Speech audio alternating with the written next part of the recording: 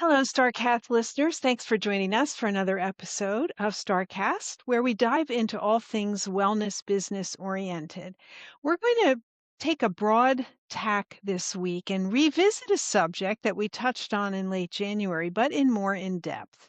And to do that, I am so lucky to have Susie Ellis here, the CEO and chairman of the Global Wellness Summit and the Global Wellness Institute, the nonprofit Global Wellness Institute. They are the people that put out the trend report that we all anxiously await in late January every year. And Susie has kindly agreed to come on and kind of dive into the trends a little bit with me now that they've been out there for, I guess it's been about 6 weeks, and we've had time to digest the amazingly huge book that was delivered with them. So anyway, thank you for joining us today, Susie. Thank you, Lisa. Thank you for having me. And I always look forward to our discussion about trends because you are someone that is in the middle of all of this. And so I learn a lot from you as well.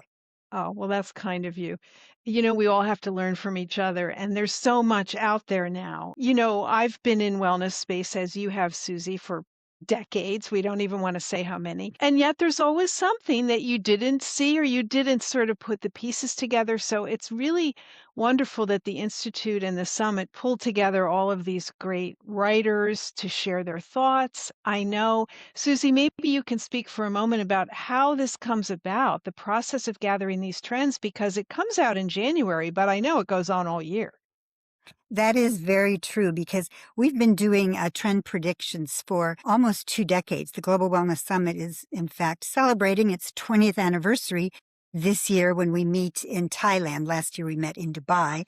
And trends is something we've become known for because we do think about it all year. We look for what's emerging, and we try especially to look at what we see in the future so that we're not just reporting on what is happening, but what we think is going to happen. And I think that sets us apart. And over the years, we've learned that, there are people who are experts at certain areas where we really want to know. And some of the trends this year, we'll talk about who wrote them because they're usually someone that is an expert in this arena and they have more foresight than maybe those of us who are more generally aware of wellness. So, practically what I do is all year long, I have a notebook. And whenever something comes up and I think, I'm going to take a look at that for, possibly next year's trend. And then I make a note. And some of our team, quite a few of our team do that so that as the year goes on, we then compare our notes. And then I would say what's very important is our Global Wellness Summit because we bring together people from 50 different countries, hundreds of people, and we really look and listen to what they're seeing. And so that usually happens near the end of the year. So then when we finally put the full trends list together, we incorporate their input. And, Beth McGroarty, who champions this, also with Jane Kitchen, they're experts at trend analysis. We challenge each other because there's really more than 10 trends. And so it's a matter of us narrowing down the ones we really want to highlight for the next year. And we make that final decision in December. And then we go through a very fast process of writing, editing, and then coming out with it at the end of January at our press event, which happens in New York. And this year we had 150 press there. And the good thing on this podcast, Lisa, is I get to share with you what some of the reaction has been from the press. Mm-hmm. That informs us also for future. That's wonderful. Thank you for sharing that. I mean, it is a lengthy process, and yet you compress the actual writing of that into a short time frame. That's the thing with trends. They have to be timely, right? You can't wait too long until the trend publishes. And as you say, there are so many things. So it is really hard to read the tea leaves. But I think over the years, your organization has done a wonderful job of predicting actual trends, not just fads. So let's dive in. The first trend we have is called Women Get Their Own Lane in Longevity. The subtitle, Men Have Dominated the Longevity Market, but the Future is Female. We know we like that. This trend was written by Beth McGroarty, who is the VP of Research and Forecasting for Global Wellness. And is all things wellness. I mean, she's a virtual encyclopedia of what's going on in the world.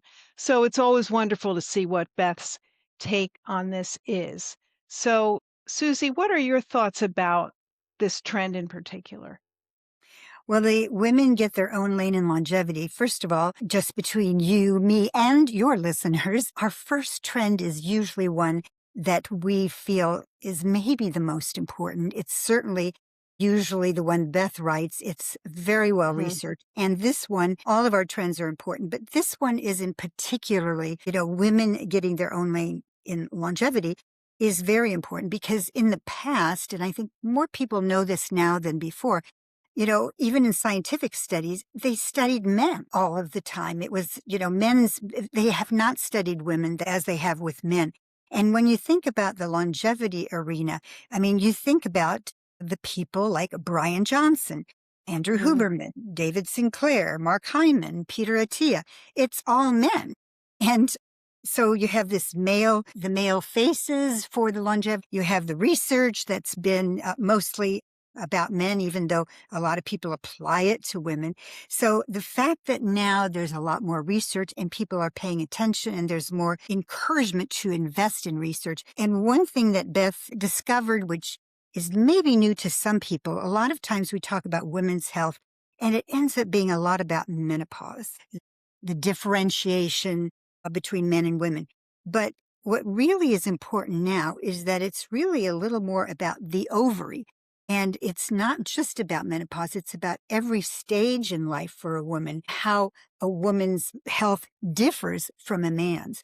And in particular, there's a lot of research that shows that even though women live longer than men, because lifespans are usually longer for women, they spend more time in ill health at the end of their lives. So their health span is not so good.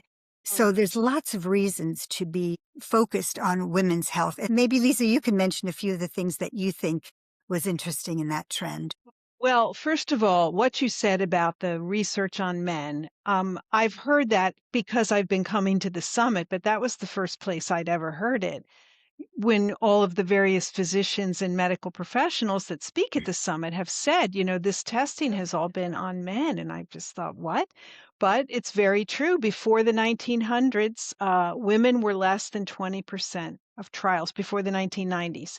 Now it's up to 40 or 45%. But all of these studies that we've relied on for decades, none were done on women, who are, of course, 51% of the population. Apparently, they were excluded because there were concerns about pregnancy, I guess, in a study, if they got pregnant, what the changes would be, or the hormonal cycles.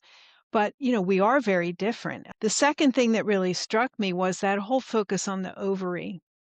I never thought about this fact that a man keeps his endocrine glands his whole life, right? They don't die like ours do halfway through our life. And I never really thought about that aspect of what we have to deal with the ovary function stopping, increase in aging due to that menopause and all the fun things that come with that, that men just don't have to deal with. That was really interesting to focus on those issues. The idea that women's longevity medicine could even be a new clinical and wellness category, that's very specific. You and I were at the Lake Nona Impact Forum last week, and we'll talk about that at the end, but Carol Lee was there, who's a head of WHAM, Women's Health Movement, and very learned and really out there trying to make sure women are represented in this. And so it's good to know that it's changing, but is it in time?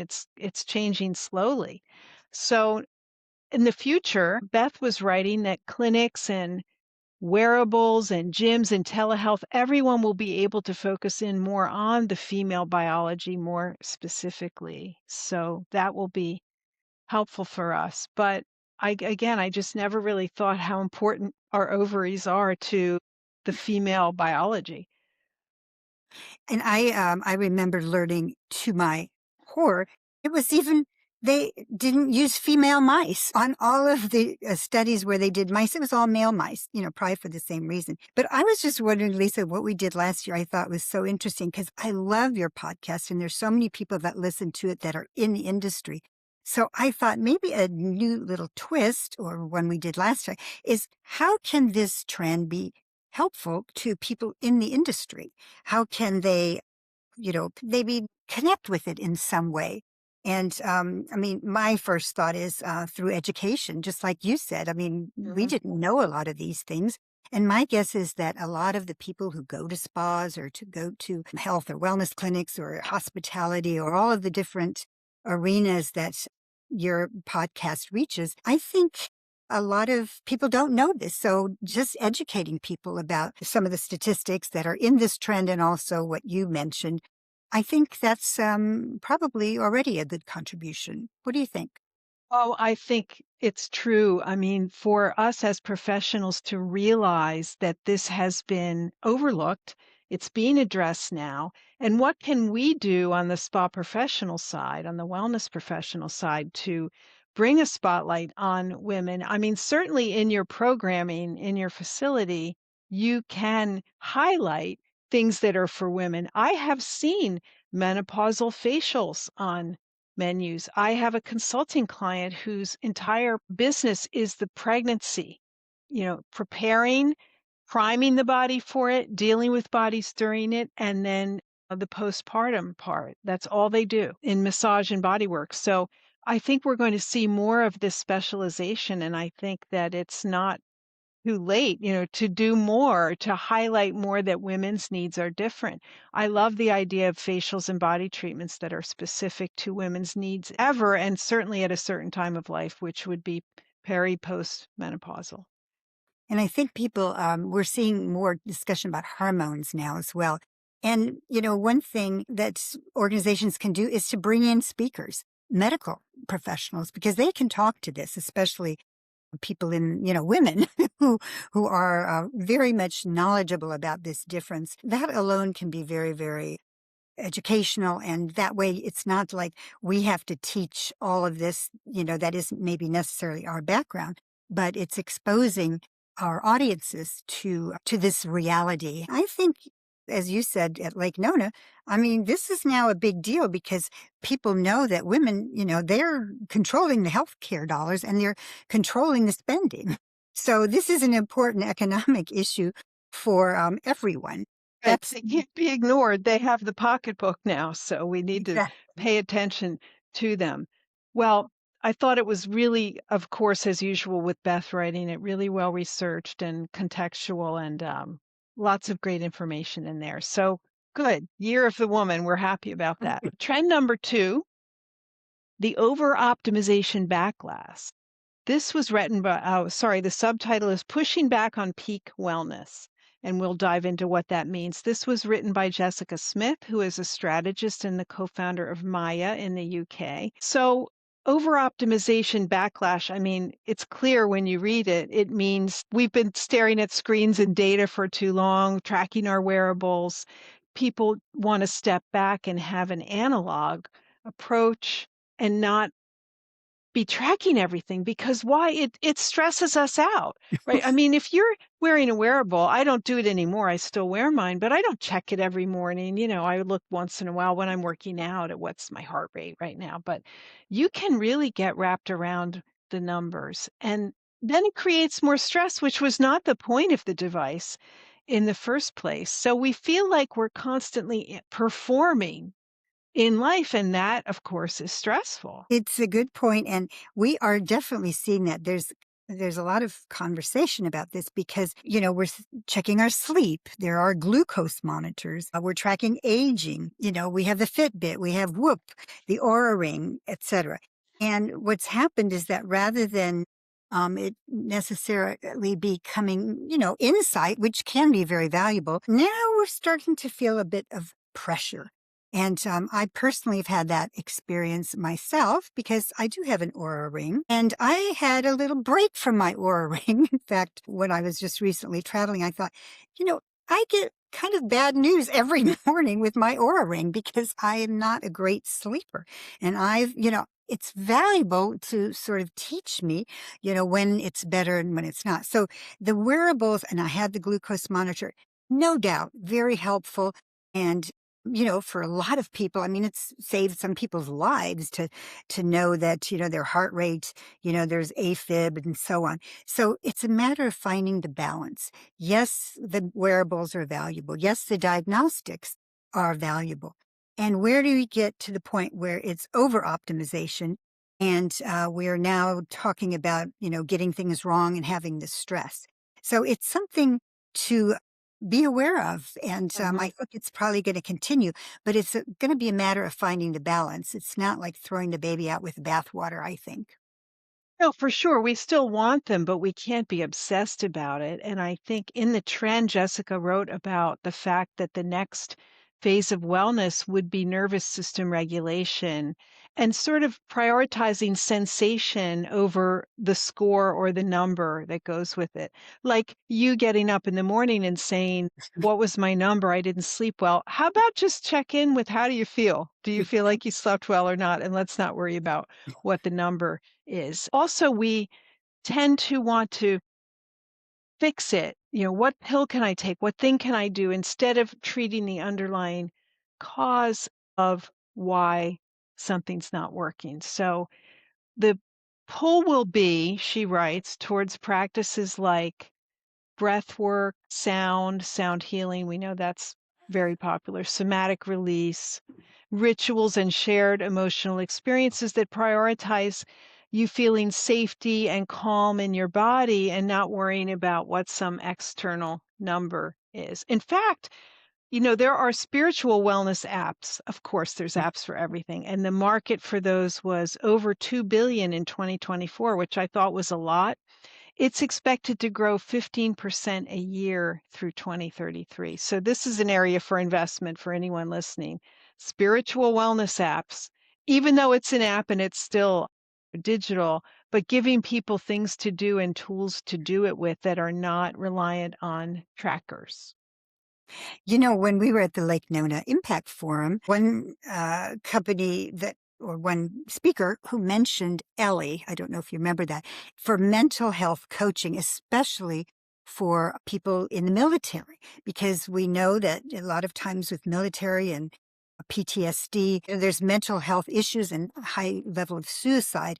And what they found, and this is a mental health app where speaking with someone, and they've called that person Ellie, who is actually not a real person, but a chat bot, but well trained, they have found is quite valuable because a lot of the military are reluctant to see a therapist, but they are more willing to talk with someone online and share more. And Mm. they've been able to even identify if there's, potential issues. So it's hopeful that this online, universe is going to have a lot of positive for us. But the trend of recognizing the over optimization backlash, I think that's the trend because a few years ago, we weren't thinking about that. We were just so excited about wearable and all it can tell us that we weren't recognizing yet that we can go overboard on this, just like we can go overboard on food and a lot of other things.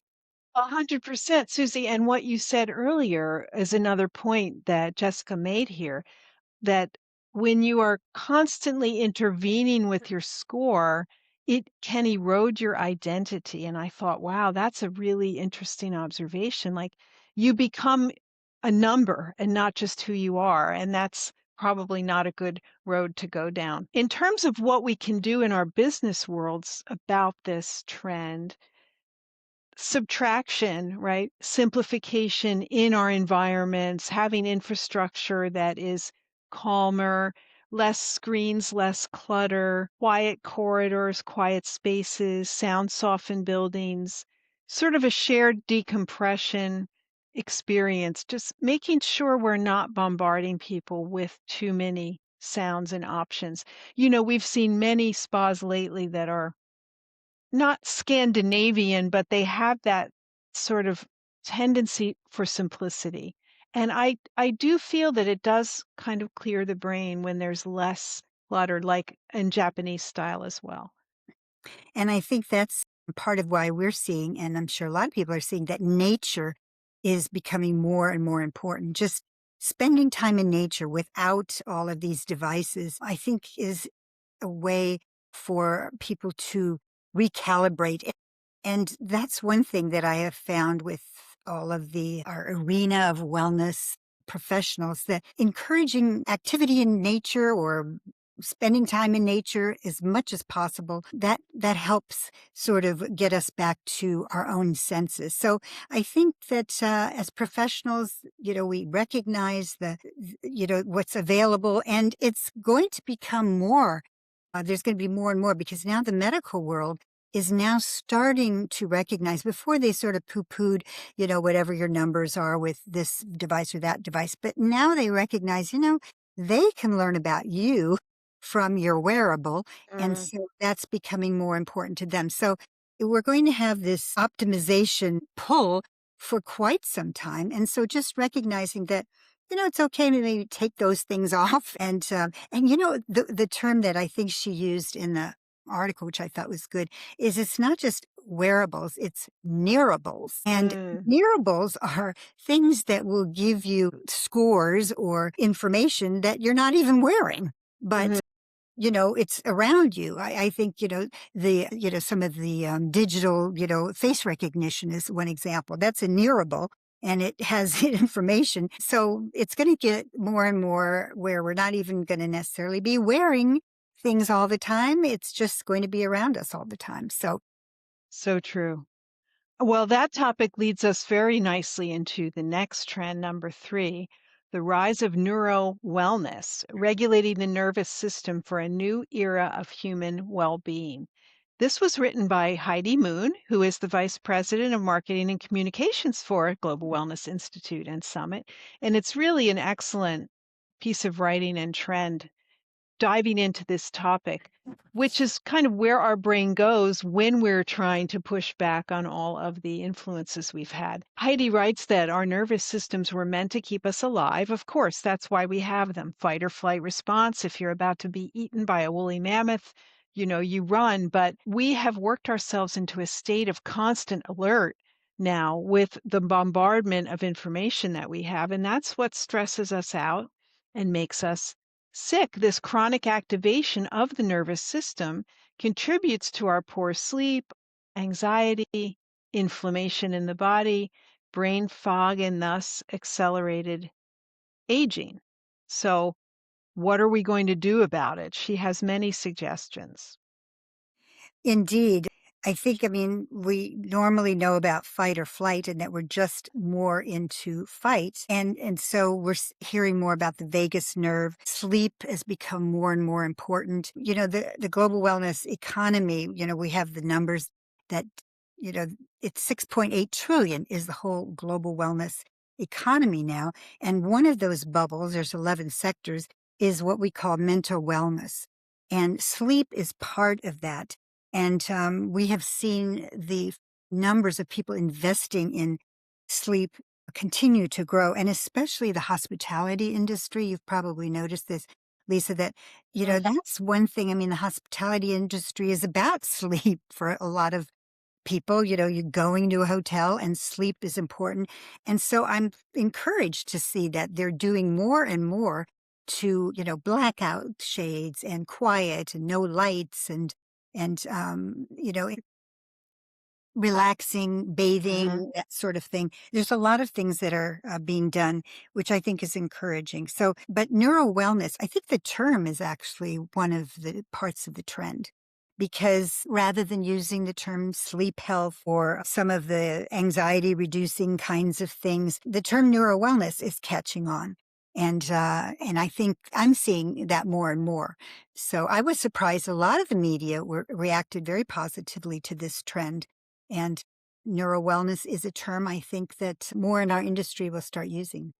Well, we're all feeling it, right? We are all bombarded. And I think it was interesting that how Heidi pointed out that it is not a thing, it's not a single intervention or piece Yeah. of technology, it's an ecosystem of practices that influence your nervous system regulation, like breath and movement and sensation, sleep being the primary one. Like she called it the primary on ramp, and it's the most effective biological process at helping us have neuro wellness. But there are other things that we can do. We know that the sleep market is exploding. The numbers here were amazing. In the report, it says the sleep market was valued at 27 billion in 2025. That seems like a lot to me. It's supposed to go to 114 billion by 2030. That's in 5 years. It's going to about almost 5 times the size. So any investors listening, sleep the sleep market is the place to be. Well, that brings up a point that I just wanted to mention that, we're talking about these trends and they are on our website, globalwellnesssummit.com. And you can get a snippet of the information and it's very, very helpful. But the report itself, in fact, I don't remember what final number was. Oh, 120, nope, 150 pages, right? Wasn't it? Yes, Yeah, I 150. think it's more like that. Yeah. Yes. 57 pages. So, and it is for sale. It's, it's not that much. I think it's $95, but for people who are really wanting to learn more about a specific trend, like Lisa is talking about some of the numbers and what I think that we encourage our trend writers to do is give a lot of examples. So and so is doing this Mhm. company is doing that. And so you can have a lot of rich information, especially if there's one trend you want to really embrace or learn more about. So there's just so much value in the reports because, it's a deep dive from experts. So I just wanted to encourage that, especially like something like neuro wellness, or like you say, with investors. We have the numbers from the Global Wellness Institute, our nonprofit, that talks about the sectors and the revenue. But for things like some of these specifics, like you say, investment in neuro wellness, or we'll talk a little bit later about longevity, there's some figures there that can be really helpful for people Mhm. who are wanting to go further with some of these trends. Oh, I'm glad you mentioned that. I mean, this book is tremendous. It's beautifully done. There's so much information here. And it's like really a good resource to have around with all of the different aspects of it. So, neuro wellness, practically speaking, in a spa or wellness or hospitality environment, just making sure that we have space that people can decompress in. We've all been in hotel rooms that when you turn out the light, there's like 18 red lights blinking, and the curtains don't work, the blackout curtains, the clock radio is so bright. I mean, I love rooms where they think about how to make it dark, cool, which is what you need for proper sleep. And just being conscious of the fact that it's gentle, it's environmental, it's not about doing more things, it's about creating better conditions for your systems to function. Let's move on to trend number 4, fragrance layering. This one really caught me by surprise. Crafting the scent of self. We know that the limbic system in the brain is where your olfactory memories are stored. And we've all known that, you walk into a home, you smell something, it reminds you of your grandmother's house, like you go right back to that space in your brain. And so now business is tapping into this with more focused businesses on fragrance. This trend was written by Olivia Houghton. She's the Insights and Engagement Director at the Future Laboratory, someone that you want writing your trends for you. And she wrote that smell maxing is trending. Gen Z and millennials are building fragrance wardrobes. So there's a lot going on about fragrance. Susie, do you wear a scent I do. regularly? Yes, I do. And when I first learned about this trend, because it kind of was a surprise to me, but I came across it because, we've been in the Middle East for past few summits. Last year we were in Dubai, and I learned that in the Middle East, they have a very different relationship with how important scent is, and that it isn't just, I mean, we're so used to, spritzing on the fragrance of the day. But in Middle East, it's got a little different history, which is, fragrance of a household. a layered kind of thing. And it made so much sense to me because, we're individuals with, makeup, with what we wear, or fashion. Why not with fragrance? And in a way, we have been doing it. We have lotions that we put on Mhm. and fragrances that we add now. And the other thing that caught our attention is that fragrance was a category in the beauty industry that has had huge growth. Huge growth. It's had huge growth, and you wonder, well, that's interesting, and why is that? And as you said, fragrance stirs up memories, and there's more to fragrance than just someone smells good, because there's a whole aromatherapy piece of it that in our world has been very important. So different expressions, different results from Mhm. having an experience of fragrance. So I thought it was interesting. A fragrance wardrobe was the term that I thought was really fascinating, and the fact that people can be creative with it. So I think this is kind of a fun trend. And, I have to think that the fragrance companies would like this for more people to think about doing fragrance layering and therefore customizing what fragrance is perhaps their signature. So this kind of takes it from that concept of, we used to maybe have a scent or you had a few fragrances and you wore one and when you went out at night. And this is more layering or even layering of single scents. And I think young people find it very creative, as you would. I noticed that there's this business that popped up called Olfactory. And we have one here in Philadelphia. They have about 10 stores and they are like big showrooms with scents, and you go in there and you make your own fragrance. And they walk you through the process and you choose from the core fragrance and then you augment and you have a scentologist work with you. But there's 10 stores already. I thought, well, that's interesting. Somebody is investing in this. They see this trend coming. I also found a business in New York called 113 Spring, and you sit down and they design a scent with you. I don't know what the process is, and their website isn't really clear either, but apparently you sit down and you pay for an experience and they work with you and your brain and to develop a scent for you. So I'm impressed already that businesses are jumping on this trend. And this is an example, Lisa, of a trend where we feel like this is more future. We just like to let people know, hey, watch out for this. We're seeing, like you're saying, there's this happening around in different parts of the world, and then you're seeing this in New York.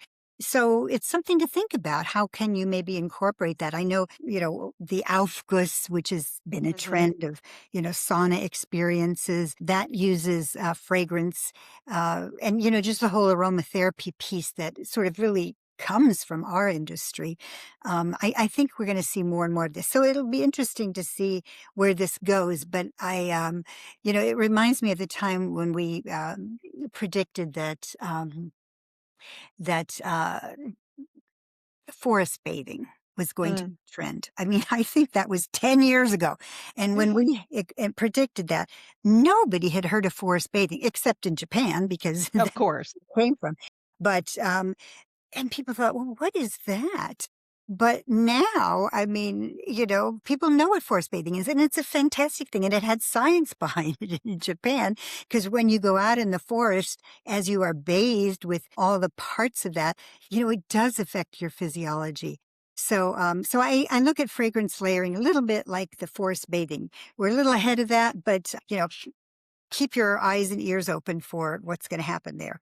Maybe Well, I participate. wanna I wanna mention what she wrote in the report that they're doing at Ferrisbod in Oslo. Well, actually, it's in Larvik, south of Oslo, but the development manager, Lasse Eriksson, we all know Lasse, said that they are using scent-specific strategies in the property, throughout the property, and they have, like, a fresher, invigorating scent in the lobby as you enter and you check in, but they have more soothing herbal smells in treatment rooms, and they have deeper smells in relaxation rooms, and I thought that's really clever, and that's a great way that hospitality can use scent rather than just that old approach of a signature scent, using different scents in different places.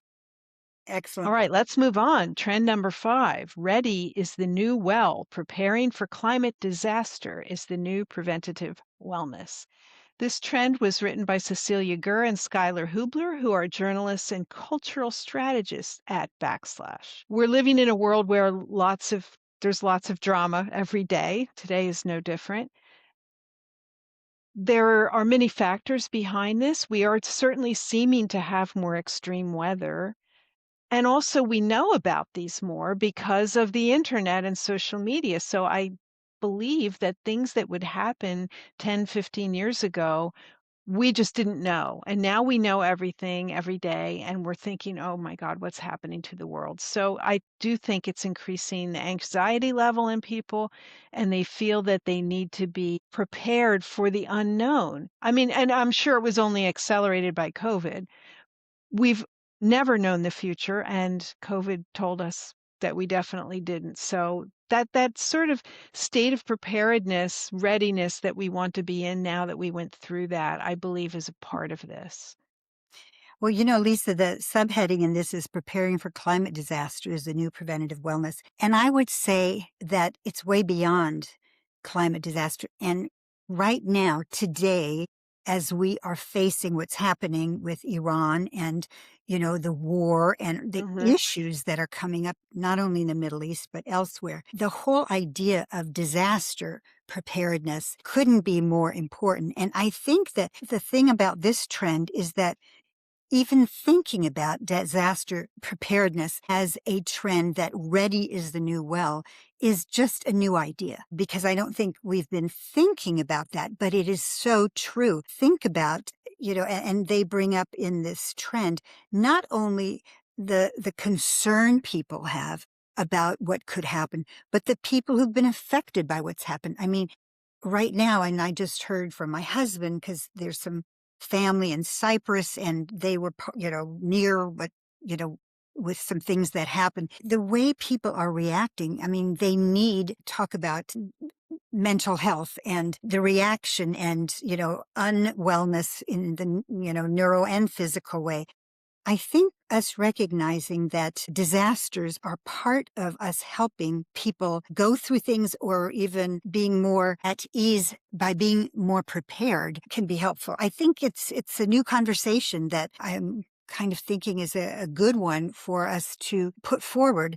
And I can't imagine anything on, this day where we're certainly seeing what's happening in the Middle East.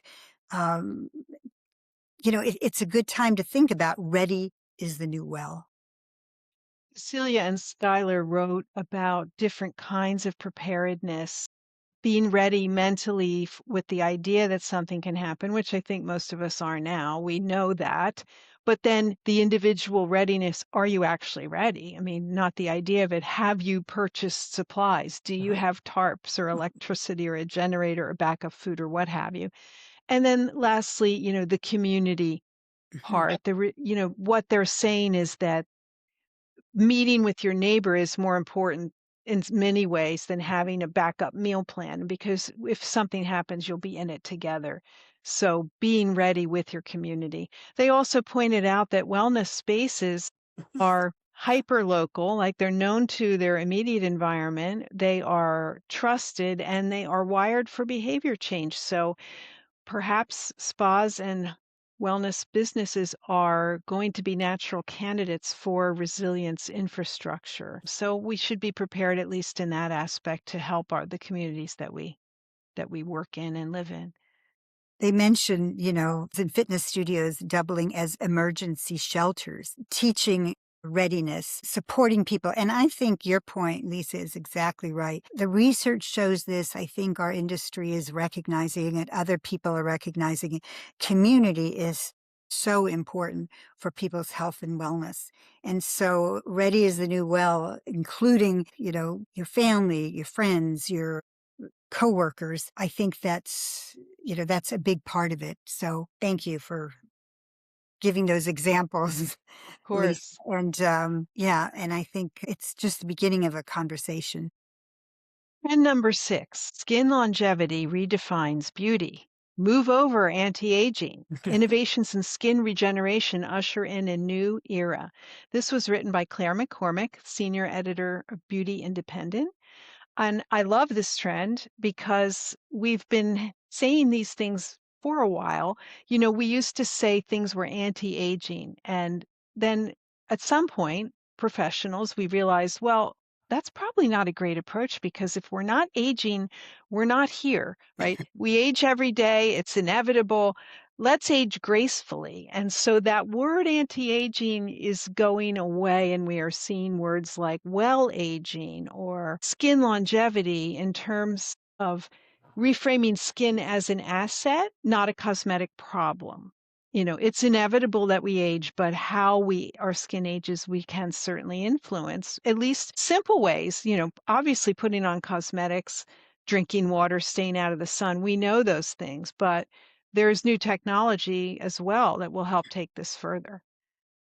Well, along the way, and I've been in this arena for many, many decades, sometimes you see something that you just say, oh my gosh, this is happening. It's a fit. And that's what we saw last year when we started talking about longevity.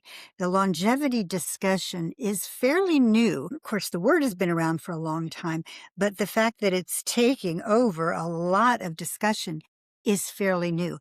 But it makes sense.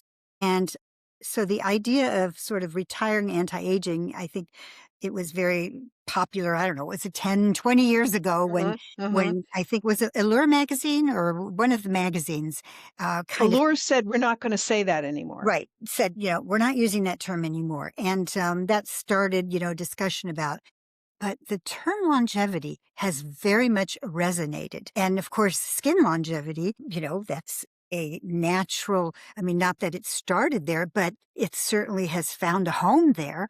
And I think it's interesting. I think also what's interesting is that when I have studied and Claire writes about this, the company like L'Oreal and others that are embracing the term skin longevity, there's a recognition about skin being the body's largest organ. It's not just a marketing term. I think Mhm. that there's a recognition that, wait a minute, we're talking about all these organs, the health of, our hearts and livers and lungs and whatever, but the skin, that is an important organ. So recognizing that as an organ that tells us how we're aging and if we're healthy, that's a new way of looking at it. And I learned through this trend how many researchers these very large companies employ to do research in this arena.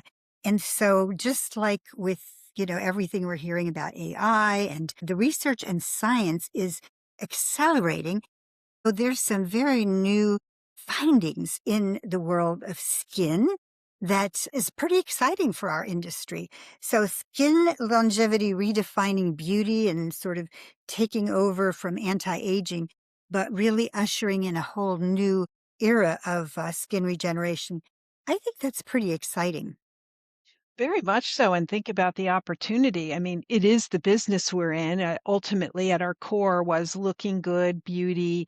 We expanded into spa and wellness, but your skin is something you present to the world every day, and it is also one of the first things to age. So spending a little time and effort to keep it in its best shape only makes sense.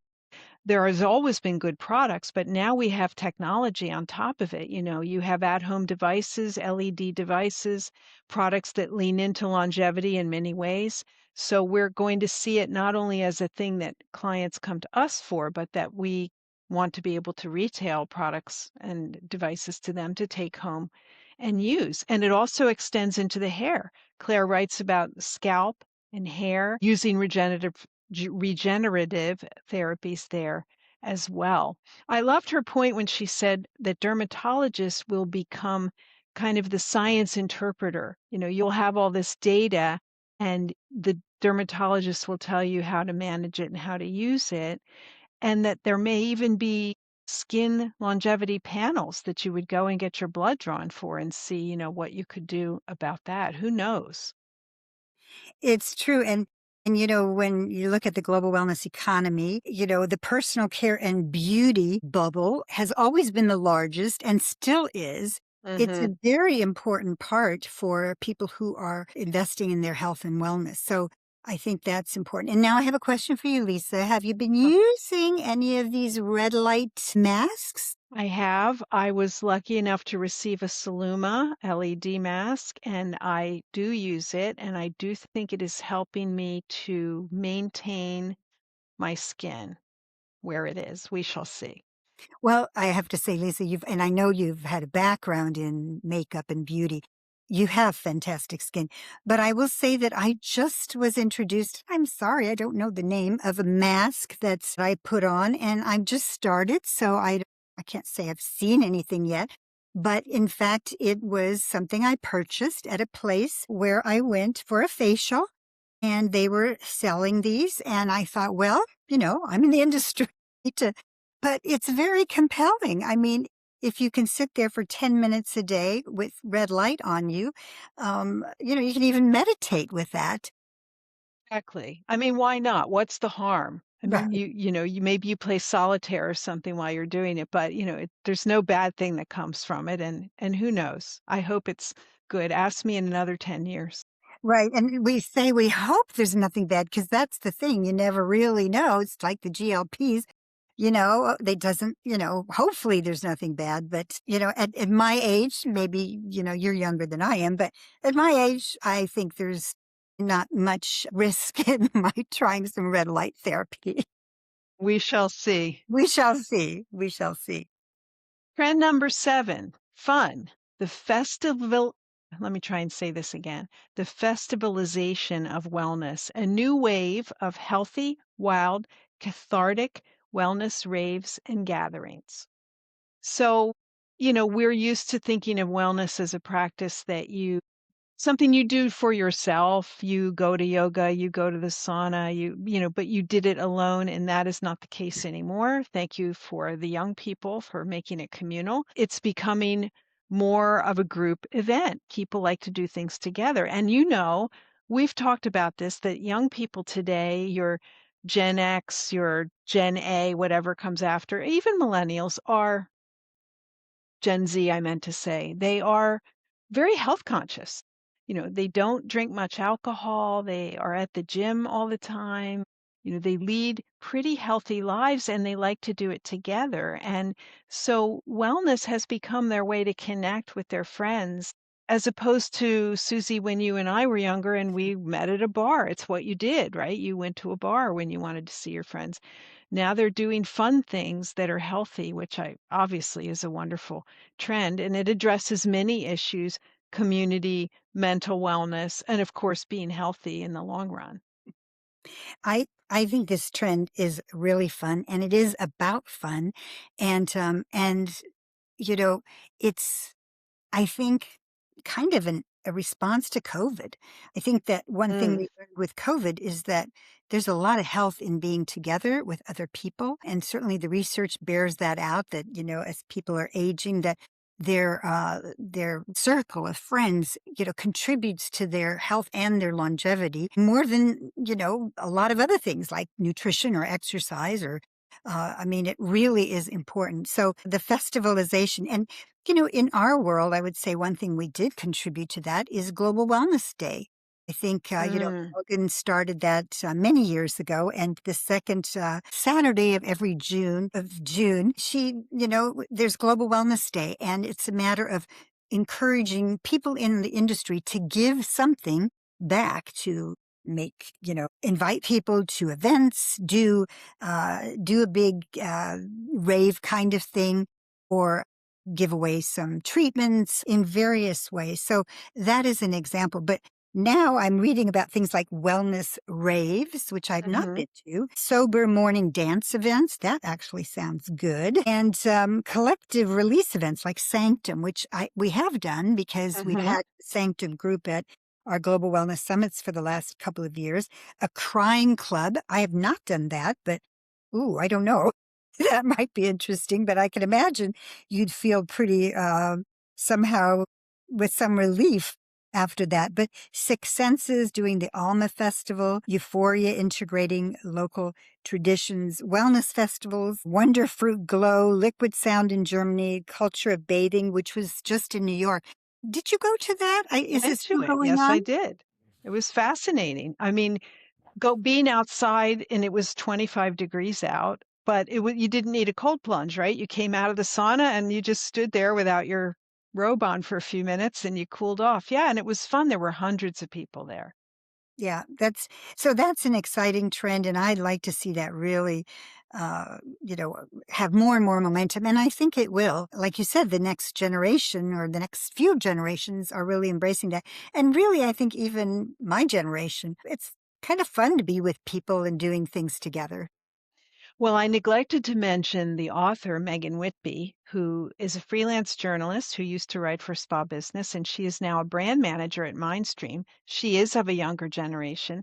And she included in this trend the fact that the average adult spends 7.5 hours per day looking at some kind of screen. And so just reading that makes me think, yes, we do need to put things down and go be with others. So I love that. Well, the next trend is going to be one of my favorites because it's around sports. Number 8, women in sports. The revolution continues. More women become empowered as athletes as the women's sports economy booms. This was written by Amy Eisinger, who's a writer, editor, and digital creator for Well Plus Good, which is now the Daily Skim, I believe.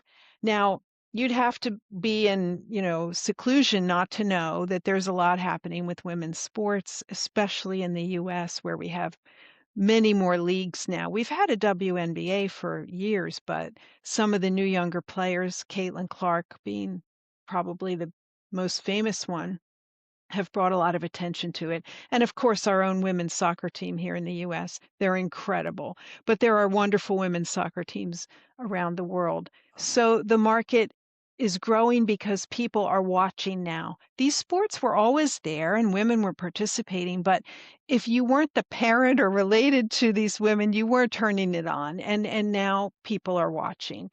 Deloitte valued this market at 1.8 billion in 2024 in the US, and it's projected to hit 2.3 billion just in 1 year. So the growth is there. And you are the best person, Lisa, to talk about sports. I don't know if all the listeners know how you How walk. sports obsessed I am. You Thank you, are. Susie. I would say if I need to have any information about any sports question, I would ask Lisa. Thank you. The fact that you're noticing, the women more involved, we're certainly seeing that as well. I think the first time we had a trend that had to do with sports was it like 3, 4 years ago, when really, in a way, it was siloed apart from the wellness industry. But that has changed. And I think part of that is science, part of that is just recognizing how valuable sports are. And then, of course, with COVID. But there has been some improvement in the pay. That was an Mm, issue, which now brings more sports forward. And then I think I've noticed, and Lisa, you and I had the experience at the Lake Nona Forum where we met Serena Williams. mhm. A lot of celebrities have become, I mean, Tom Brady and, and on, who've become part of, in fact, I just heard that Simone Biles is now a brand ambassador for the Mandarin Oriental. Hmm. So, and we had Simone Biles at our summit right before she went for her last, I think, final Olympics. The idea that sports stars, sports athletes are coming into the wellness space. I mean, it's a natural, I think, and we're embracing it also. And now, especially, I think the other thing that's happened is with the GLP-1s and the recognition in our industry that people are losing more weight with these medications, but also Mhm. more muscle mass. So the importance of strength training has become more important in our arena. Serena Williams is certainly an example of that. She shared some of what she's doing now at Lake Nona, and she has, I think it's 2 children, doesn't she have 2 kids? She does. She's also a brand spokesperson for a company, I think, called Row, which is a GLP-1. And I think there was even a Super Bowl ad. with her. I mean, it's Mhm. just an example of what you were saying, that women in sports, it's a revolution now, continuing, and I think we'll see more and more of it. Well, one of the things that Amy wrote was that female athletes, I mean, they're getting power as competitors, but also as founders and brand ambassadors for other businesses because people are looking up to them. And young girls, of course, look up to that. Very important. I thought it was very fun that she wrote about there are women's sports bars now where they just play women's sports on the televisions. And the first woman that opened one in Portland, Oregon said, it was a little weird at first, but only women came. But now, it's just like a regular place where people come to do what you do in a bar, but they're watching women's sports while they're there. I think the underlying message here is to see women's bodies not as objects of desire, but objects of strength. Strong, I'm fit, I lift weights, and that is certainly the way that women want to be recognized. And I noticed, with these women's sports bars, that I think one of the first ones was branded women's sports bras, BRAS. And I thought Yes. to myself, I wonder if that, I mean, it's cute, but I wonder if it would maybe not feel so, open for men to attend, or maybe it would actually attract men. I Maybe don't. it attracts them, who knows? Maybe they wanna see sports bras, or they think they will. Anyway, trend number 9, kind of a scary one. Tackling microplastics as a human health issue. We've grasped the severity of the microplastics crisis. This year is about action. This trend was written by longtime two members of our wellness world, Dr. Jerry Boddicker, who is a public health researcher, and Trent Munday, senior vice president at Mandara Spa. But they are speaking so often and eloquently about this topic, and it is scary. I had them on the StarrCast podcast in the fall, I think, in September. So there's a whole episode dedicated to this. The fact that 130 million metric tons of plastic enter the environment every year, and we are eating them and ingesting them, and now the bits of plastic are showing up in the blood, the lungs, the brain. How does it get there? It's scary.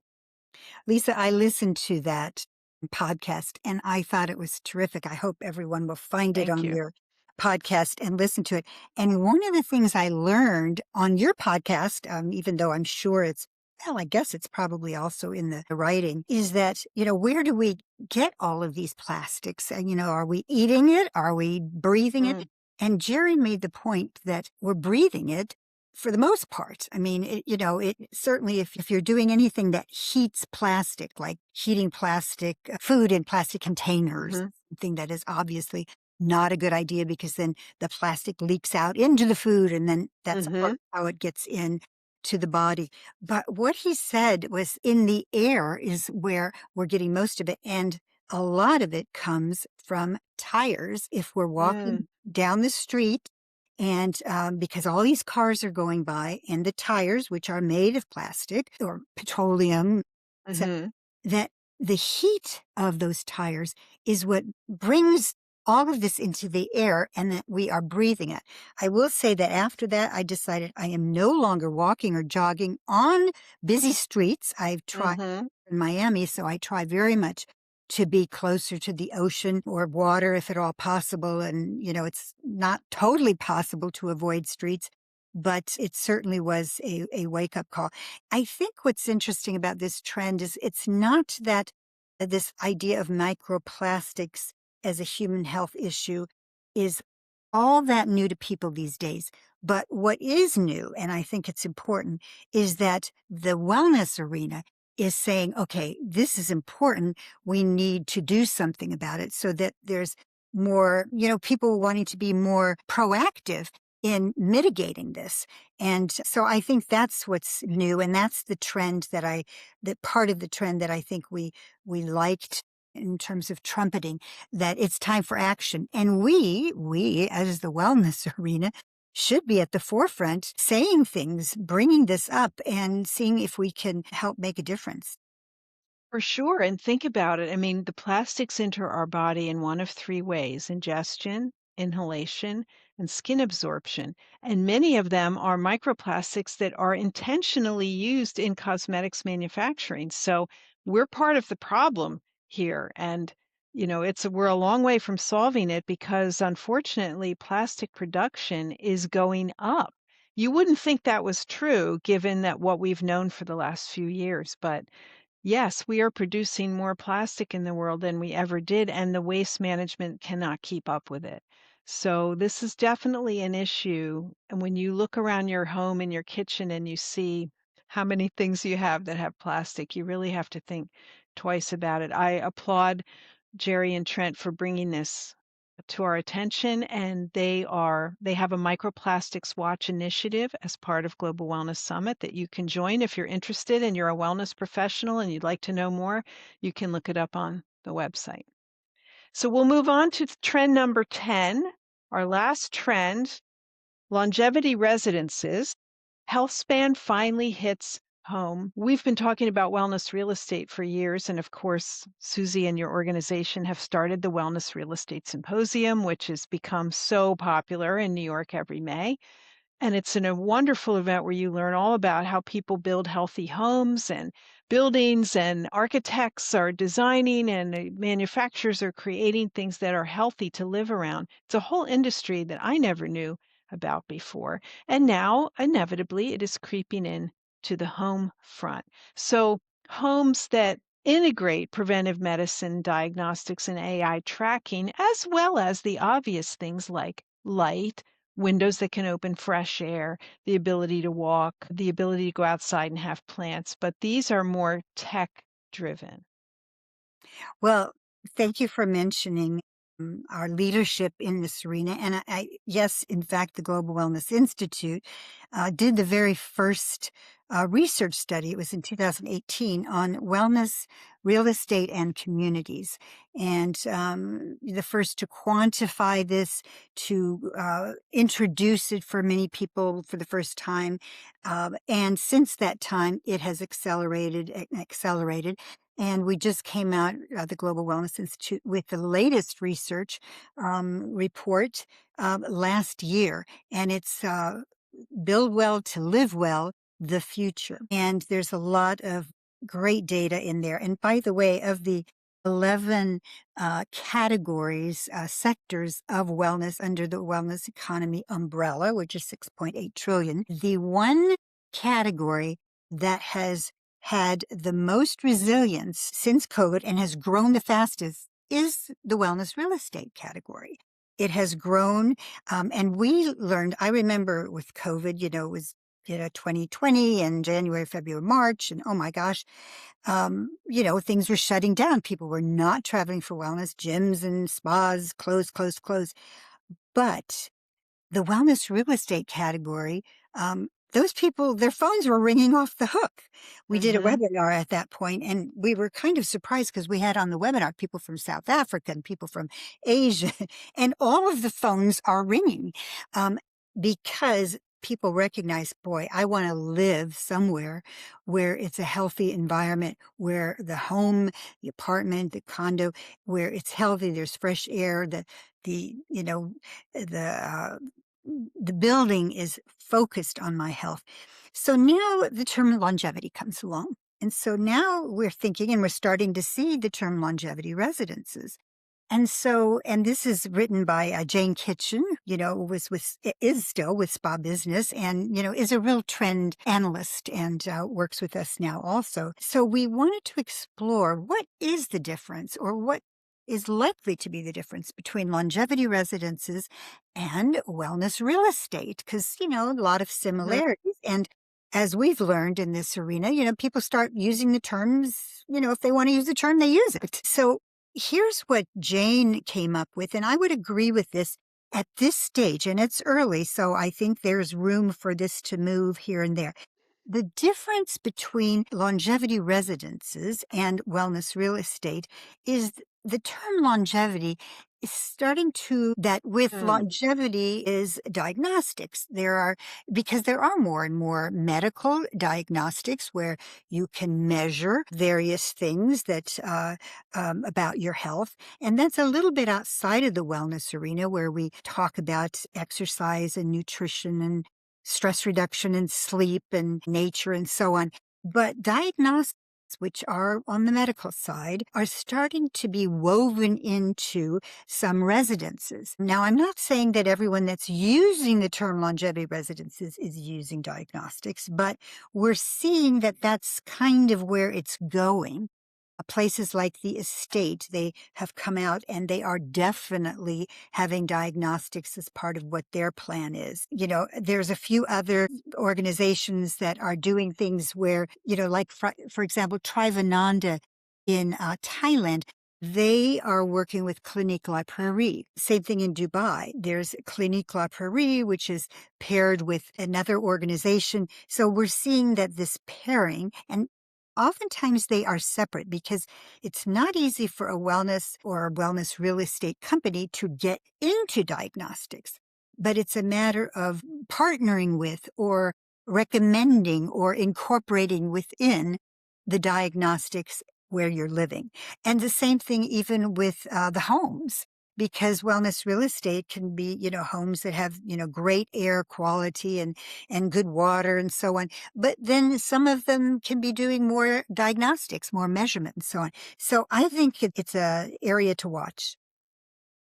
Well, I love that explanation that you just gave. What separates it from wellness real estate and is the diagnostics. I hadn't considered that, but you're right. That is mentioned in the properties or the developments you mentioned. They all talk about diagnostics, human performance, and preventative medicine as one continuous experience within the development. I mean, who wouldn't want that, right? I mean, the issue we're facing with it is that these are expensive places to live right now, luxury tier, but hopefully as they scale and the demand grows, the prices will come down. Jane writes that future homes may be evaluated not by square footage, but by how well they support your health span across decades. Maybe, a smaller home will be worth more if it helps you to live longer. That certainly makes sense.